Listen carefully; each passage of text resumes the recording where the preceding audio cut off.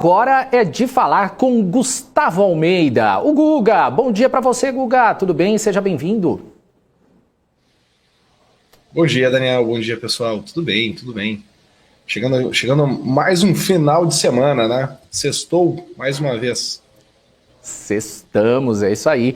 O Guga, a Bolsa está acumulando alta, né, de 2,64% nessa semana, e tem gente falando que a falta de notícias ruins é a boa notícia que o mercado precisa para andar. É mais ou menos isso que o mercado precisa, de espaço para andar sozinho? Como é que você vê essa alta na semana? Bom, na verdade é uma alta que eu consigo entender como um respiro, né? Tanto que ontem mesmo eu comentei com vocês aqui no pre-market que o mercado, apesar de ter o estímulo positivo, né, e conseguir ter um movimento de alta, na parte da tarde, onde tem aquela movimentação de fechamento, né, do dia, onde dá de fato, né, a cotização, vamos assim, por parte dos fundos, a gente vê, né, um processo de correção. Tu percebe que o mercado ele não está com apetite pelo risco, que os investidores não querem ficar muito posicionados, né, naquelas operações que abriram dentro do dia, né, e tem muito fechamento de posição no final do dia, sem um grande player tomando posição no final do dia. Então, de fato, né, a falta de notícia tem dado esse alívio na pressão vendedora, mas mesmo assim continuo vendo esse movimento de venda mais intenso, principalmente na parte do meio da tarde para o final do pregão. Então tem que ficar atentos, a gente precisa de uma notícia boa, tá? A gente precisa de um estímulo positivo, a gente precisa de uma entrada, de um fluxo mais comprador, porque, de fato, né, ficar abaixo dos 110 mil pontos, e principalmente dos 112 mil pontos, é um nível de preço que aquele investidor que está disposto a vender com uma notícia negativa, ele aperta o botão e zera a sua posição, e existe sim aquele risco da Bolsa vir para um patamar mais baixo. Mas estou na esperança, estou na expectativa que a gente possa reagir e quem sabe chegar ali naquele patamar novamente dos 112 mil pontos. E quais são as suas projeções para hoje, Guga? Vamos dar uma olhada no gráfico? Vamos lá. Começar pelo Ibovespa. Deixa eu compartilhar aqui com vocês.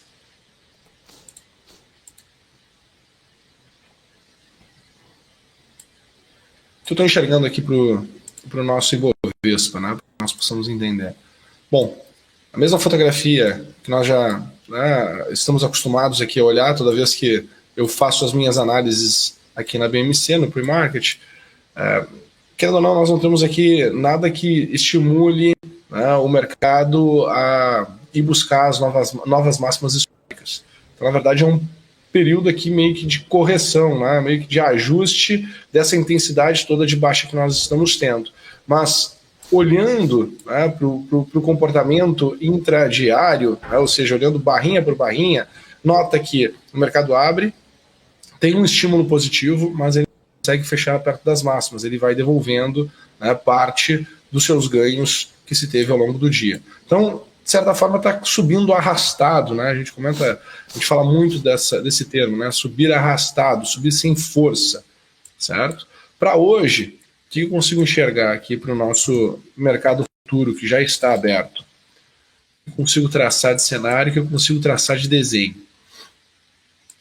Num cenário mais, vamos assim dizer, menos otimista, tá?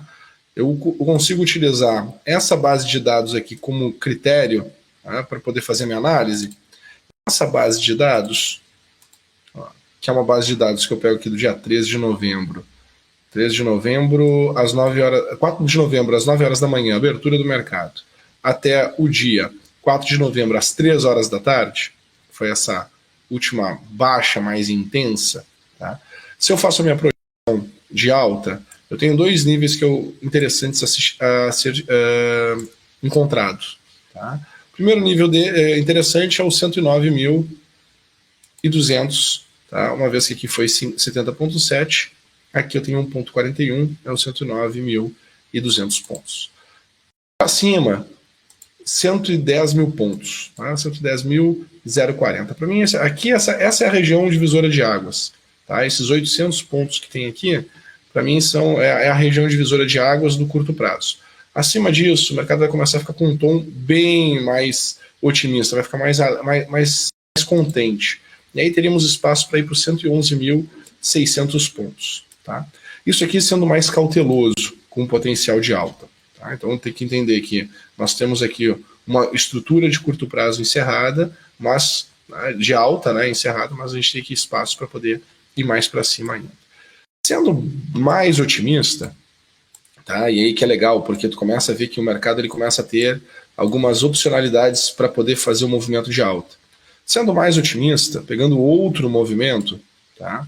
Pegando essa movimentação aqui, que foi entre os dias 27 de outubro, às 11h30 da manhã, até o dia 29 de outubro, às 4h15 da tarde, se eu utilizar essa base de dados, eu começo a ter uma outra projeção, tá? Que eu quero ver se tem alguma sincronicidade com as projeções anteriores. Tá? Então vamos lá. Tá? Quando eu olho para cá, eu tenho meu ponto aqui também, na região de 70,7%, essa região aqui foi de 50%. Tá? Então quando eu começo a olhar para cá, eu começo a perceber que acima dos 108.500 pontos, tá? Acima dos 108.500 pontos, o mercado ele tende a ganhar um estímulo, uma força, um comportamento, uma vontade, tá? De subir, que tem espaço para me jogar até a região dos 112.300 pontos, aquele bem nosso divisor de águas. Tá? Bom, para cá, tá? Porque eu posso ser depois mais otimista ainda, eu posso pegar uma estrutura de preço, tá? Uma base de dados maior, mais longa, com uma movimentação de baixa maior, mais longa, para poder fazer as outras projeções. Mas só essas duas aqui já me traz todo o entendimento de alta e a dificuldade que é para chegar nos 112.400 pontos, em função de termos várias estruturas fechando aqui no meio do caminho. Eu não tenho assim, vamos lá, um oceano azul, um mar aberto, né, para poder navegar. Não, ele é bem truncado. Tá? Os movimentos são bem truncados mesmo. E existem duas regiões aqui, que é essa região entre 109.200 e 110, e depois 111.600 até os 112.400, que elas, né, tendem a segurar muito o preço. Tá? Então, assim, mesmo havendo um estímulo de curto prazo, essa movimentação, tá, só vai ser rápida e só vai ser leve entre os 110.000 e os 111.600 pontos. Então, ainda, né, a alta ela vai ser uma alta difícil, né, ela vai ser uma alta difícil de acontecer, o pessoal não vai estar com muito apetite por risco, o pessoal vai estar sempre com o dedo no gatilho, o pessoal vai estar com dúvida de que essa alta pode de fato acontecer, tá? Então vai ser um período mais arrastado, certo?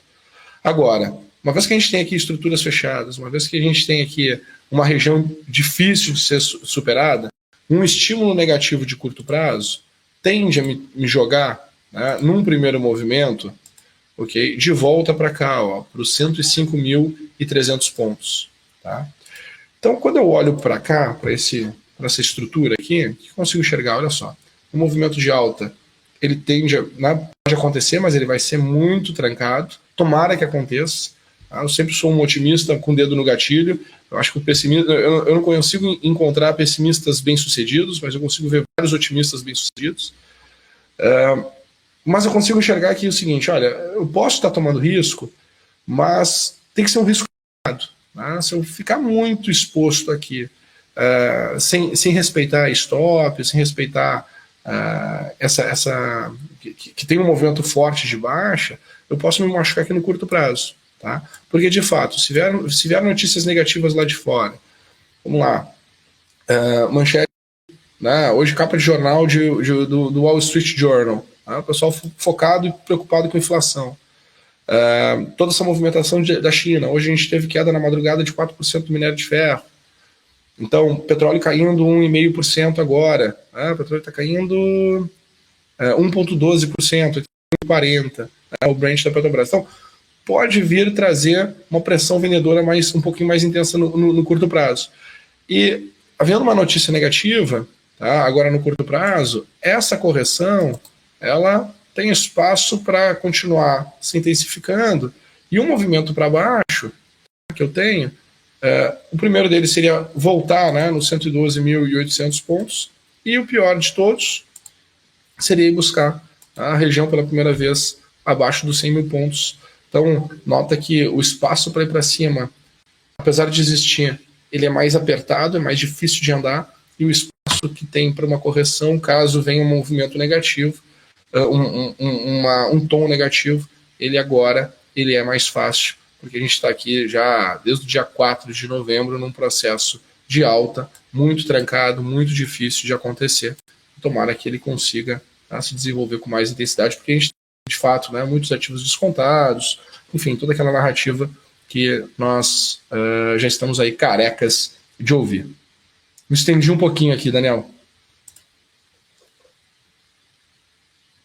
Entender mesmo, né, Guga?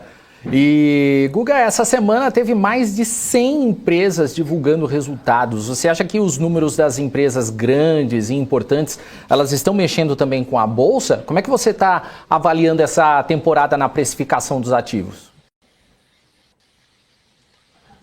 O que eu vejo quando sai o número, sai o dado, é que o mercado consegue tangibilizar, de fato, todas aquelas expectativas que se tinha do passado. Então, porque o movimento do mercado ele é em cima de expectativas. O movimento do mercado não é em cima dos fatos concretos, né? Qual é a expectativa que tu vai ter do resultado futuro? A outra leva, poxa, eu tenho uma expectativa do resultado, que o resultado vai vir em X. Então, poxa, se o resultado vier X, essa empresa tende a valer tanto. Quando sai o resultado, se tem uma grande movimentação de ajuste de posição. O que acontece? Nos últimos 4 meses, a gente vem enxergando a nossa bolsa num processo de correção. Então, muita gente já corrigiu suas posições, né? E aquele investidor que, de certa forma, poderia estar mais estimulado a vender, com a bolsa nesse patamar, ele fala o seguinte, bom, não compensa, né, eu estar fazendo esse ajuste, saiu o resultado, entendo por que saiu esse resultado, né, tivemos aí toda a problemática ao longo do ano com inflação, com a variante Delta e tudo mais, a retomada ela foi muito forte no primeiro semestre, isso gerou alguns movimentos que não era esperado pelo mercado, tanto que se esperava que não houvesse inflação, que a retomada seria forte no segundo semestre, no primeiro semestre daria tempo, né, para toda a cadeia de suprimento ela se equalizar. Então, se tem essa percepção, se tem esse entendimento. Muitas empresas, se tu olha a cotação, né, do RAI, elas já corrigiram bastante. Então, o comportamento do investidor nesse contexto, ele tende a ser um pouquinho diferente. Claro, de novo, né, existe um grande player que está estimulado a vender. Existe aí os fundos multimercados, existem as pessoas físicas que começam, né, a ser impactadas pela narrativa que, poxa, o mercado está difícil, está complexo, que tem risco, que ano que vem tem as eleições, aí começa toda aquela narrativa, e aí ela prefere também alocar o dinheiro na renda fixa, uma vez que quando tu compara, né, o quanto tu está pagando hoje versus o quanto estava pagando nos últimos anos, a pessoa física fala, puxa, isso aqui me interessa, porque ela não faz o cálculo, né, do juro real, ela faz o cálculo ali daquele juro que está sendo apresentado ali no panfleto ali de venda, né, do instrumento financeiro de renda fixa. Então, tem mudado, né, o comportamento de todo mundo. Então, a gente tem que tentar equalizar isso, entender que existe alguns ciclos fechados, que o movimento de alta, de fato, né, ele em algum momento, até o final do ano, vai se ter uma janela de alta interessante. Poxa, a gente está aqui no início de uma alta que pode voltar ali a 112 mil pontos, mas que não tem tanto fôlego, não tem tanto espaço assim para continuar com força, para se imaginar que a gente possa chegar aí nos 140 mil pontos, fazendo novas máximas até o final do ano. Então tem que, de certa forma, aceitar o que está acontecendo. Os números reforçam, né, para que quando vier a tendência de alta, novamente, né, o pessoal possa se segurar em cima dessa informação, mas no curto prazo, né, no momento, a gente ainda está, né, num mercado um pouco mais pessimista aqui dentro do Brasil. Ou bem mais pessimista. Guga, não, tá certo. Guga, tem 3 pessoas aqui no chat pedindo para você analisar a Magazine Luiza. Podemos? Vamos lá. Vamos olhar a Magazine Luiza.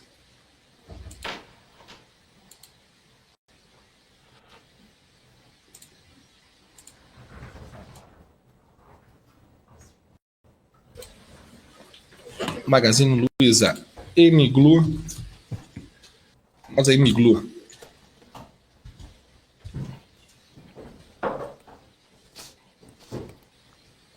Olha que interessante. Magazine Luiza, no meu ciclo de baixa, chegou nos 10,95 lá no dia 29 de outubro. Tá? Então, depois do dia 29 de outubro, o que nós tínhamos aqui de upside? Tá? Tanto que esse desenho, tá? Todo esse traçado aqui, ele foi feito quando o Magazine Luiza estava aqui, foi no dia 22 de outubro, tá? Então tinha aqui a marcação do meu pior cenário, e tudo desenhado aqui na tela, a época que nós estávamos olhando, e eu tinha aqui o sentimento do primeiro nível para que a gente poderia ter de alta, era voltar aqui para R$ 14,25. Tá? Deixa eu fazer só uma pequena correção aqui, porque na verdade o mercado ele não melhorou naquela época, né? Ele melhorou depois. Então, na verdade, o meu número era até aqui R$ 14,50, e a minha segunda projeção seria conseguir chegar lá em R$ 17,50. O que acontece aqui, Daniel? O que nós temos aqui de estrutura de comportamento aqui para Luiz? Bom, tivemos a primeira reação aqui do mercado, tá? Deixa eu até puxar a volatilidade. Nota que o mercado ele vinha entrando quando ele entrou em tendência, tá? E aqui no movimento final, nota que a volatilidade foi caindo. Tá?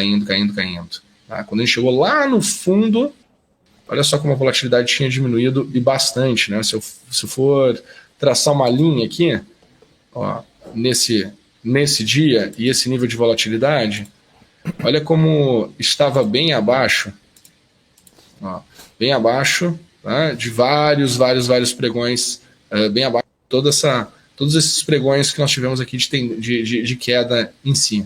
Tá?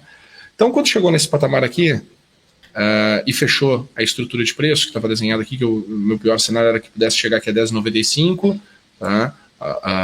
Nota que não tem nada a ver com suporte e resistência, né? Não é a análise técnica, é porque é a leitura mesmo do ciclo de Magazine Luiza. Então eu enxergava aqui que tinha espaço para chegar até esses 10,95, e nessa resposta agora, tá? Foi uma resposta que, quando tu olha para a volatilidade estoura. Tá? Por quê? Porque tu tinha uma tendência, certo, do mercado, ele tinha uma estrutura de comportamento, a volatilidade vinha baixando, vinha caindo, certo? Quando o mercado inverte, a volatilidade sobe. A partir de agora, né, a percepção de tomada de risco em cima de Magazine Luiza, ela tem uma percepção em cima de uma volatilidade que tá alta. Então o que tende a acontecer? O mercado ele tende a ou voltar a buscar a tendência, né, de baixa, ou lateralizar. Então a gente vai ter um processo ou intenso de correção ou mais lateralizado. Tá? No curto prazo, você vai ter uma percepção de aumento de volatilidade no intradiário. Mas nessa atualização mais lenta, que é uma atualização que acontece uma vez por dia, tá? Que é o que eu estou olhando aqui, estou compartilhando com vocês agora na tela, essa análise vai ter uma análise que a volatilidade vai estar diminuindo. Quando isso acontecer, a gente vai poder criar todo o cenário e projetar toda a próxima tendência de alta que possa vir a acontecer em Magazine Luiza. Então, conforme eu tenho falado, né, para o pessoal, essa primeira alta que nós vamos ter aqui do mercado, ela vai ser uma primeira alta que vai ter um repique do mercado. Né? É a primeira situação, porque tu pensa o seguinte, Magazine Luiza, né, poxa, é um e-commerce, tá? Vamos assim pensar, tem as suas lojas físicas, ok, mas eu acho que o que o mercado paga é toda a estrutura de e-commerce, toda a estrutura de logística, toda a experiência que ela tem, é uma empresa tech, né? Então, se nós formos pensar, né, o pico da problemática de inflação está aqui embaixo, né? Então, num pensamento de primeira ordem, as pessoas o mercado tenderia a pensar da seguinte maneira: puxa, né, a gente está com um problema de inflação, então por isso que o mercado ele vai, né, se mover na expectativa, a concretização do problema, e aí começa a ter a resposta em relação àquele problema, o mercado reage. Né, o mercado reage. E aí, poxa, é aquele pensamento, né? Pô, é um repique num setor de consumo, né? Um repique no setor de varejo aqui. Então, esse movimento é um movimento pontual, né? Um movimento de curto prazo. Então, é o que eu vinha falando já ao longo da semana, né? As estratégias para o investidor de curto prazo vão encaixar como uma luva, né? Ele vai pegar um repique. O investidor de mais médio e longo prazo, esse tem que entender que ainda vai ter um pouquinho de dor de barriga, né? Ainda vai ficar um pouquinho de gesto essa movimentação de curto prazo do mercado como um todo. Mas ele tem que entender que a janela de oportunidade vai aparecer logo logo e a gente vai entrar numa tendência, né? E quando entrar numa tendência, a volatilidade tende, né, a ter uma redução no movimento de alta, não no movimento de baixa. Tá? Então tu olha aqui, quando estava numa tendência de baixa, a volatilidade ela caía quando estava na direção da tendência. Quando tinha o repique, ó, a volatilidade subia. Tá? Então, aqui também, né? Quando a gente está tendo esse movimento de alta, esse repique, a volatilidade está subindo. Quando isso inverter, poxa, é sinal que de fato, né, a gente também vai estar invertendo a tendência e possivelmente a gente vai estar novamente num movimento de alta. Mas não é a fotografia do momento por hora. Legal, então, Guga, acho que é só por hoje. Quer deixar seu recado final nessa sexta? Quero pedir aí uma desculpa porque eu me alonguei um pouco mais nas explicações hoje e falar que terça-feira que vem estaremos de volta porque segunda-feira não tem mercado, então aproveitem, descansem e se cuidem. É isso aí. Valeu, Guga. Bom fim de semana, bom feriado para você também. Obrigado, um abraço, pessoal. Tchau, tchau.